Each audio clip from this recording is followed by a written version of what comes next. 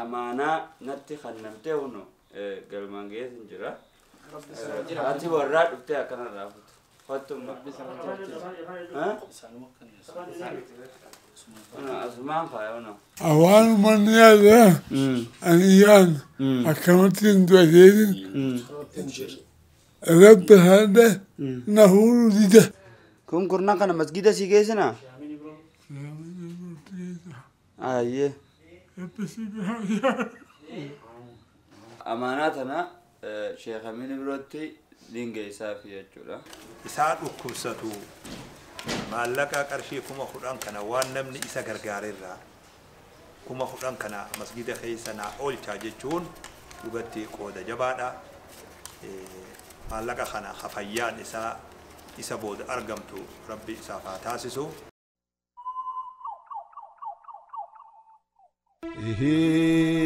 amada gay fadu ay daawwattoota keenya kabajamoo akkuma beekamu dhiyootana mana artisti noo goobana dhaynee viidiyoo waraabneet har'aan tan ammoo namoonni akkaawuntii irratti ergan hedduudha ijoolleen Awustiraaliyaa jirtu jechuudha Awustiraaliyaa Kaanadaa Ameerikaa Ingilizii irraas jechuudha xiqqaatu warreen ergan Jarmanis akkasumatti kaka'umsa kaapitaal guutuun godheen jechuudha maallaqa hanga takka kanutti ergan geessuudhaaf mana nuhootti imalaa jirra egaa mana artisti nuhoo goobanaa geenyatti kan jechuudha maallaqa hangam ta'ee fi kan kana waliin ilaallu ta'a jaallan kiyya kana wajjin karaa imalaa jira abbiyyoo loba burakuno tanadira wa mura no ganda kana ganda calam ko yani amada gay fadu gende ya bokuno guri gurra buradu maka kana ratti me kantam galafatani me kantam ajje esani mekar kami lemurani ija isadam sani mekan tamana hidati lubuti gura arani mekan tam rasas nikamasani gaizati ave dukubanjira atani mekan tam tutti ware game lubusani dabani kanabu ya bodi sifirra maka kanan intabatini akanan jetu bekawani nan jetu nega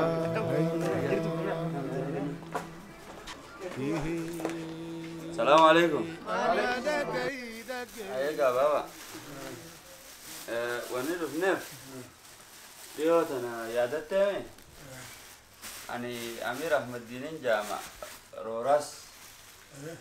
Roras channel Roras rai artisti drama Arabia isa ani warra drama baba yo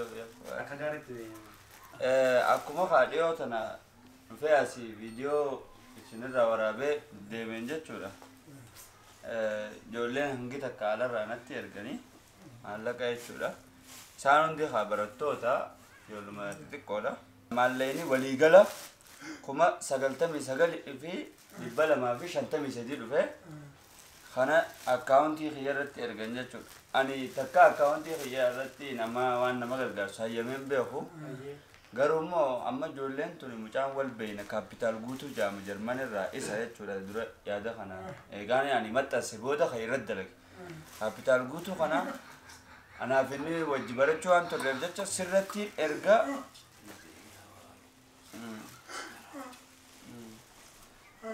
sumarrattiin erge jechuudha kan inni narratti erge akkasitti no amaanaa bakkaan gahuudhaaf no maallaqa isinillee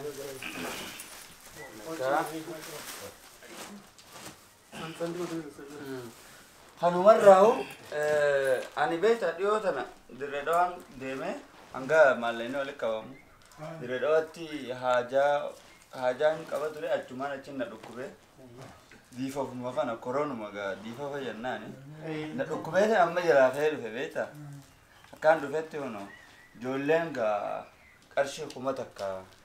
ووجه خدين عن جانتين أن يونين أكملتي تاون جن تاون كبوجيتين وصو نرى نيتشورا كما سقلتمي سقلي في لبلا ما في شنتمي سدينو أكسمتين في ديتشو وصو أنت كراني رنة سنس لكاو دندسن كما أفتمي كما شنتم شنتم أيه ها شنتم كما جاتم جاتم جاتم ترباتم سديتم سقلتم نو سقلتم مشان سقلتم مشان يمين تكلم السدي أبشان جاه تربة سدي سقل كلهم كذي الأب كلشان جاه ينتج كذي من ينتج كلشان ينتج سقل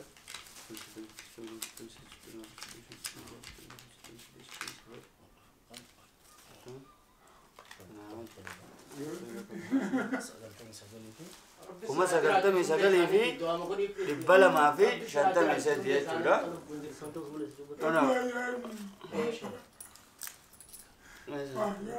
أنا شنتم سدي نيجي يجورا أمانة جولين نتي خنته ونو في ده تنجرا كانجي ربي إنسان هجازي آمين ربي بكرامات وانت اتهاب ابن ربي آمين بيتنيا بيزمان وعن آخر آمين والله وني ربي تعالني ويده إيه والله والله والله خاطر هذا ما ربي حبل اسمه إيه ربي آمين ساحنا warri birallee jiranii takka saaliyaadha. ساليادا Dubartiidha. Nama hedduutu yoo ta'e haasawatu. أوكي Nama hedduu. Akkaawuntii isin irratti akka ergan goonee jira. Maal goone gaafa dhiyoon tana nuti sani nuti akkaawuntuma isarratti qaxxitaa akka galchitaniif jenneeti akkaawuntii keessan achuba yuutuubii irra gadhiisnee ture. Maqaa akkaawuntii keessaniin galche suni isinuu ni beektan jenneeti. Amma kana maal jarri biraa warri yuutuub sanii ilaalinii jira. Biyyumaalaa san ta'anii ammoo dhagaanii jira kanatti Amiir Shooroo Raastubii faan dhaqanii noo dubbisanii maal jedhanii warra jiru jira. Amiroo kana faa wajjin ijoolleen direedaa ijoollee Harargeetu jira. Amiroo qaxxitaa sitti ergineetuma ati qarshii baasiti itti geessi akkaawuntii isaan irratti ergamu immoo namni fadhe bakka fadhe itti erguu danda'a waan ta'eef san akkasumatti yoonni jenne sangaa maqaa amma tokkoon isinuu isinitti faa addoon laaltanu beekni. Ayyee daawwattoota keenya kabajamoo akkuma argaa jirtan huno wanni irraas isiniifin kaayaa risitii wajjin maallaqa meeqa isarraa akka ergame na bira gahe jechuudha. Ijoolleen dura kaapitaal guutuudha kan akka narratti ergamu godhe kaapitaal guutuugaa Jarman jiraata. Akkasumattis dasii caffee aannanii Awustiraaliyaa jiraatti. Sis ijoollee Awustiraaliyaa irraa walitti qabdee ergitee jirti. Kuma 39 fi barruu irratti ni agartanii. Akkasumattis UK irraa ma'aazaa daadii jedhamtu $70 ergitee gaa isinis gamasiitiin qarshii 4,000 wayi euro. Jarman okay makfiraanis jirti makfiraadha Jarmanitti kan walitti qabde. Kanaadaa King Oboy Amerikaa Tuuji Ibrahim Amerikaa qarshii 25 jechuudha. Isaan kana maallaqa jechuun walitti qarshii 99 fi 253 dhufe huno 53 saantima wajjin abbaa keenya amaanaa natti kannamtee huno galmaan geessin jira. Ati warraa dhuftee akkanarraa fuutu. Fattumma. Asumaan faaya huno.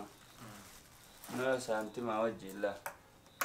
Akkana daawwattoota keenya mee ati waan jettee yoo qabaatte. Akkuma beekamu dhiyoon tana gaafa dhufne san abbaa keenya harkuma duwwaa dhufneeti ziyaarreetuma ziyaaraan ziyaada jenneetuma akka ol seennetti obboleeyyan keenya biyya adda addaa jiran abdanneetuma harka qullaa dhufnee ziyaarree abbaa keenya kana nuti gizee hunda yaadachuu qabna tajattu qofa dhaamsa dabarsine anis maqaa xuquudhaaf dhiyoon tanas tuqeetiin jira Toofiq Muhammad Ali yookaan immoo social media irratti itu Oromoo post na beekanii gaa dhaamsatan dabarsine obboleeyyan keenyas nu saalfachiisne dhugaatun jalqabaa itti fufna waan nun jaanii abdii nu seenanii jiran ammallee abbaan keenya kun jireenya isaa nuuf dabarse bilisummaa teenyaaf walqixxummaa teenyaaf mirga keenyaaf dabarse nutis arrabooda isaaf hirrafnu nutis arrabooda deeggarsi isaaf akka taasifamu hirrafnu gizee hunda ummata keenya hiriyoota keenya saahiboota keenya yaadachiisu wanni dandeenyu biyya tana keessatti nutis harka keenya guutuu miti silaa guutuu taate nuti waan qabnu wanni jenna ammoo wanni dandeenyu obboleeyyan keenya gizee hunda fazakkirinna faati zikra akkuma jedhutti yaadachiisu muumintoota fayyada akkuma jedhu isin yaadachiisna isinis fuuldurallee nunni fatinaadha dhaamsa keenyaa fi wanni dhageessanii arrama warri nullee akkan saaloof nu gootan hedduu galatoomaa hedduu ulfaadhaan jaa ani xiqqoollee yoonni jaamun jiru xiqqoonis guddoodha yeroo ammaan tanaati ammoo abdiin qaba akka itti fufnu isinillee obboleeyyan keenya akka itti fuftan abdiin nu seentanii jirtanii hedduu galatoomaan jaanii dhumarratti abbaan keenya nu hogobanaa dhaamsa isiniif dabarsu yoga dandeeyaa isinii dabarsu abshir لكن وبين هي مرة لا هنا كل فعلت بس إنه والنيجا تلمتي خالف السنس عالريبهم بالنبي ثمنا يسكنا ربي بينك بكذا أنت ربي بحيات egaa daawwattoota keenya akkuma agartan amaanaan nu geesse bakkaan geenyee jirra nurraa taqabbalanii jiranii warroonni jechuudha waan kana wali qabuu irratti qooda mataa keessanii bahattan hedduu galatooma jazaan keessan rabbirraa arkattanii akkasumattis namoonni biraa namoonni خنو يادك أبداً أكاونتين بابا نجرا أكاونتي بابا رتي إرجاتي بابا جنا أبداً جمانو ما دام سخية دوغلا توما سننجا السلام عليكم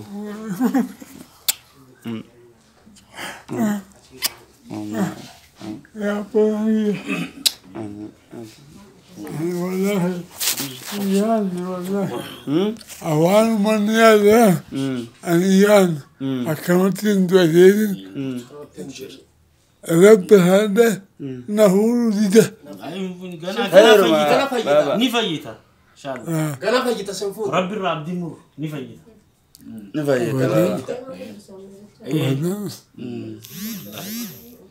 أنك شبابية يا أبو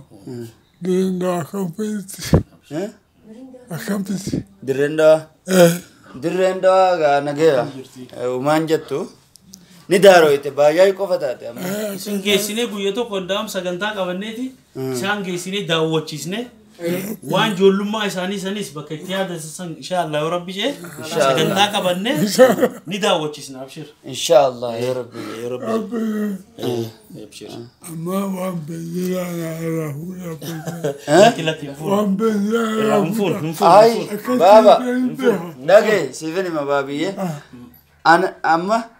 وان خنا يجولا أكنتي ولك أبيه في دونه بكا أكوان قدّا سر أركضنا فكات قال سيقولي وصون تين سر أركضنا ما لي في سيو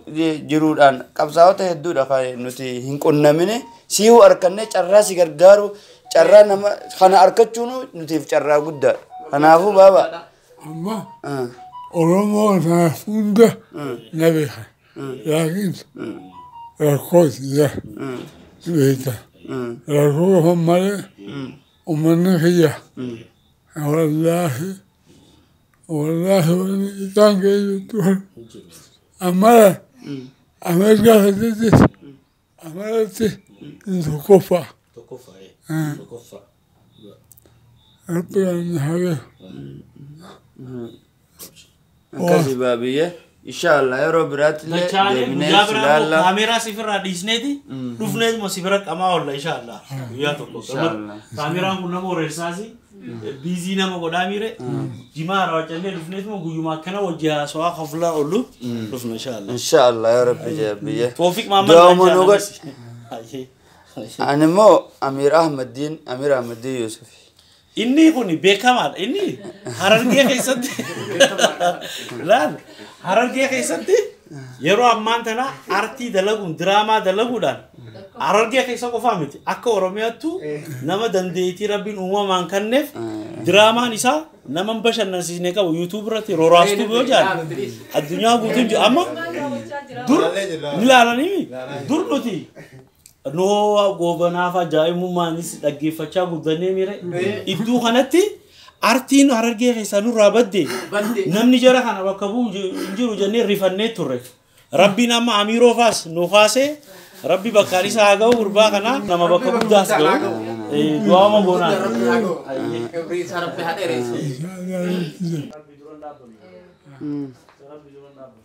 kun kurna kana masgida si geessina ayyee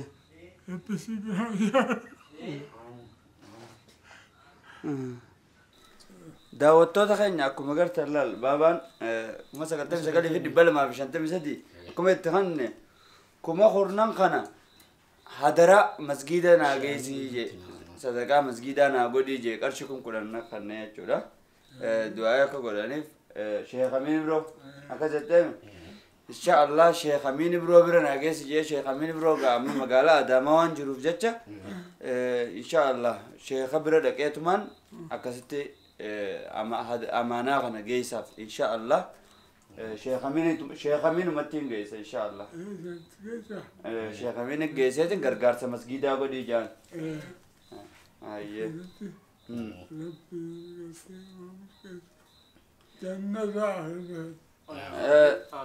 آمين ربي جنة الفردوس سيارة إن شاء الله ربي دلي تيوندا سيارة رمو نو إن شاء الله أماناتنا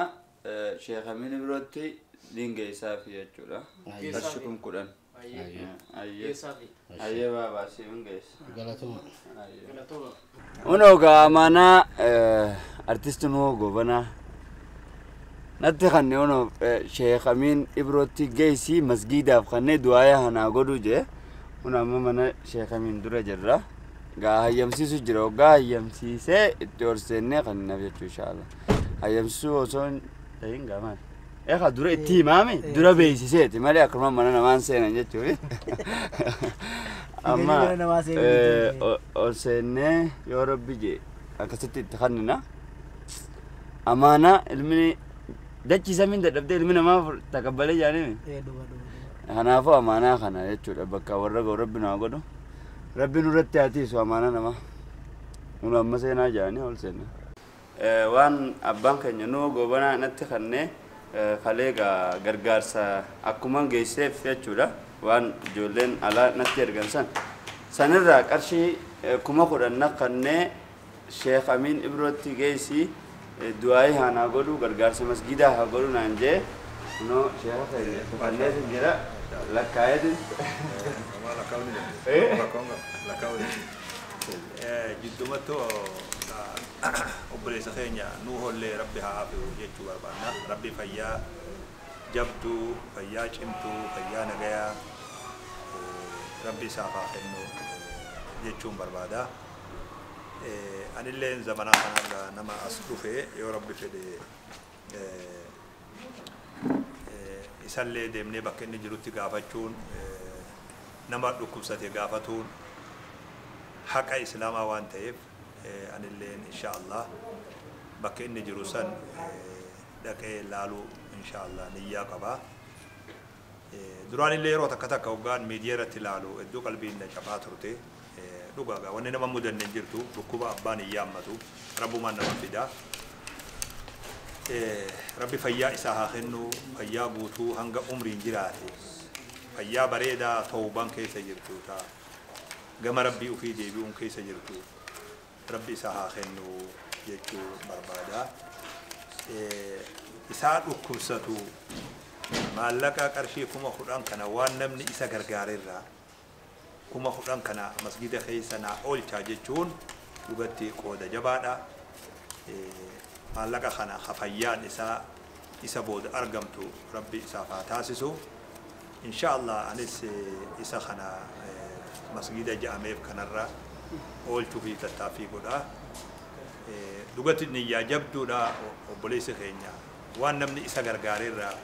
kuma kudhan kana masgidarra naa oolchaa du'aa naa godhaa jechuun isaa dhugatti qalbiin isaa naannawa masgida akka jirtu bakka naannawa ummata ofii akka jirtu agarsiisa. Rabbi fayyaa bareedduu isaa haa kennu jechuun barbaada. Inshaallah maallaqa kanas fuudhee masgida babbareechaa towaa tolchaa jiran amma akka ajaa'iba masgidni kun gargaarsallee gaafachaa jira wayillee tolchaa jiran masgidni amma ollaa kiyya jiru amma miila kana waa'ee isaa haasofnee dhufne inshaallah maallaqa kana achirraan oolchaaf yoo rabbi fedhe galatoomaa isinis warri obboleessa keenya kana gargaartanii bakka inni jirutti dhukkuba isaa dhukkuba keessa jiru siif jirra jechuu warri agarsiiftan wanni isin gootan kun gargaarsa qofa osoo hin ta'in dirqama lammummaa dirqama obboleeyyummaa dirqama abbaa ilmummaati malee sadaqaa qofaa miti guddaadha itti gaafamni isaa. Kanaafuu warri isa kana gargaaruuf tattaaffii gootan hundi bakka jirtanitti jazaa gurguddoo rabbi isin haa kafalu ijoolleetii isin haa guddisu jechuun barbaada. Kuma kudhan kanas inshaallah masgida keessa oolchifnee kana fayyaan rabbirraa fuunaaf inshaallah ta'ala. Amma kalee waan jechaa ture rabbi illee na fudhachuu didee na aja rabbi na ajjeesullee jeetin karadhee rabbi illee na fudhachuu didee naas fayyisuu didee jeeti yaa du'aa mahanaa godhanii hadaraa je Sheekh Amiin Ibirootti maallaqa kana naa geessi du'aa'ii isaanii yoo rabbi naa qeebalchiise du'aa'uma isaaniitiin abdadha rabbii gaditti jedhee akkasitti na inshaallah warra masgiitis keenyee akka gaarii du'aa'ii akka godhaniif taasifna yoo rabbiin fedhe inshaallah. Jazakumullah khairan. Amma dhagay faddu jende yaa boqunoo gurii gurraa fudhadhu.